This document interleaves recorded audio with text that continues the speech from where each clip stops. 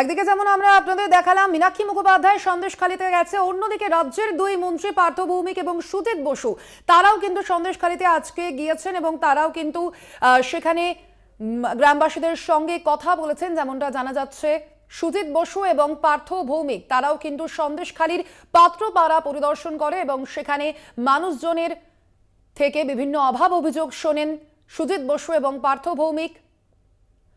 একই দিনে একদিকে যেমন আপনারা দেখতে পাচ্ছেন ডিওয়াইএফআই নেত্রী মীনাক্ষী মুখোপাধ্যায় তিনি যেমন মানুষজনের সঙ্গে কথা বলছেন, তিনি যেমন পাত্রপাড়ায় পৌঁছেছেন, দাসপাড়ায় পৌঁছেছেন সন্দেশখালীর, সেখানেই কিন্তু অন্যদিকে আপনারা দেখছেন সন্দেশখালীতে আজকেই পৌঁছেছেন পার্থ ভৌমিক এবং সুজিত বসু এবং যেমনটা জানা যাচ্ছে সেখানে পৌঁছেই ইতিমধ্যেই গ্রামবাসীদের সঙ্গে কথা বলেছেন তারা।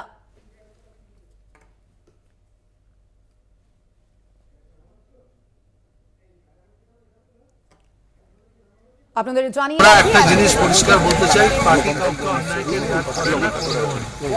যা যা অভিযোগ পাওয়া গেছে সেই অভিযোগগুলো উত্তর দিচ্ছি। ইতিমধ্যে আপনাদের জেনে রাখা ভালো প্রায় 250টার কাছাকাছি আমাদের কাছে অভিযোগ এসেছিল।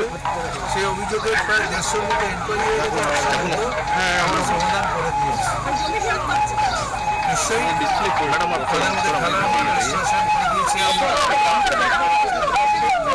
যা যা অভিযোগ মানুষ করেছে সেই অভিযোগের ভিত্তিতে যা যা আমাদের কাছে অভিযোগ পেয়েছি আমরা সেটা ডিস্ট্রিক্ট ম্যাজিস্ট্রেটের কাছে পাঠিয়েছি, পুলিশকে পাঠিয়েছি।